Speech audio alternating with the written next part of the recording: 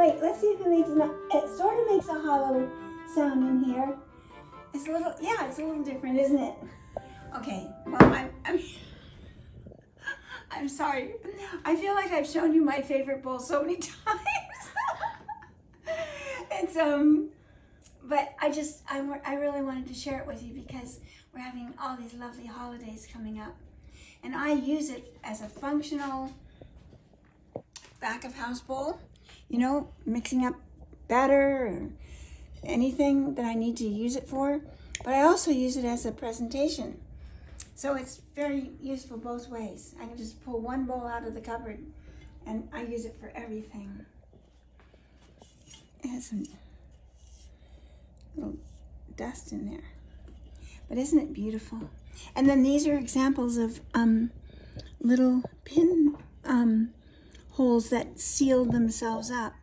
The underglaze did, the white tin glaze, the Majolica, but the overglaze of the color didn't quite make it back together. Oh, I love that about it. I just love it.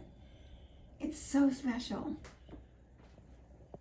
Look, isn't it pretty in these pictures? And then here's what I wrote. I'll read this to you.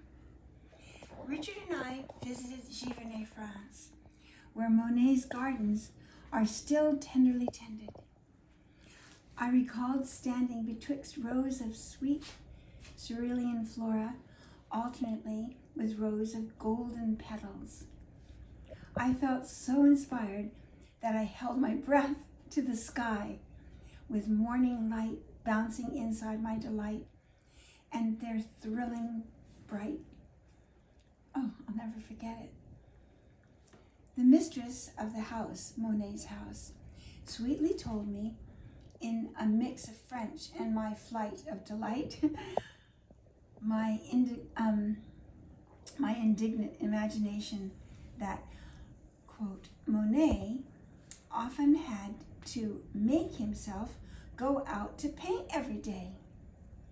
Even with such allure, he often fought daily discipline with willful reluctance. Isn't that interesting? Everybody thinks he must have been so inspired every day, but he had to keep the discipline of it being daily work like everybody else. You know, though I thought I was shocked, I realized vividly that I too had suffered the selfish right, doing whatever I like with what I must. I remember saying to myself, does God take a day off? Does the sun? And now, should the temptation come, did Monet? So this bedazzled bowl has blessed us for all these years, honoring the Taylor collection whilst wearing the name Monet in honor of a clear confirmation of a permanent life lesson. It works daily in our galley, and yet shows no age of toil, but only shows bright through selfless labor. But only shines brighter through selfless labor. The lesson having been learnt, now it is time to bless another in whatever service is needed. Off it goes with grace and excitement for every single day of hard labor. And it is the only one that I know of that's left.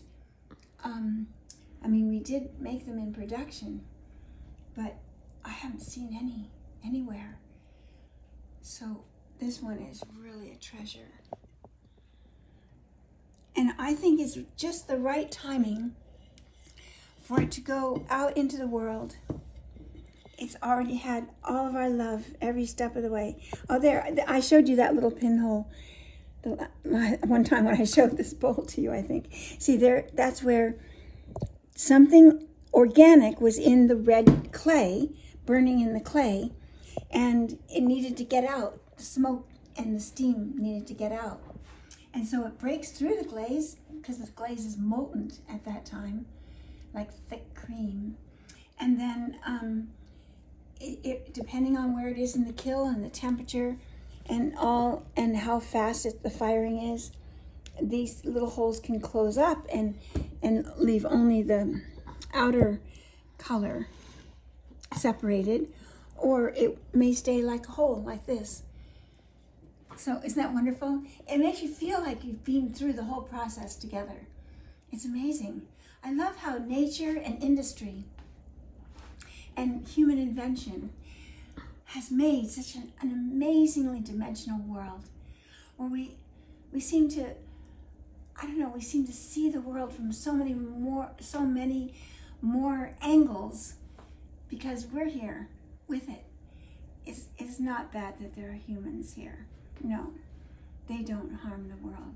They bless and enlighten and brighten and draw attention to the beauty for us to see. Isn't that great? Oh gosh. Well, anyway, it was nice to be with you, and happy Thanksgiving and Christmas and everything in between.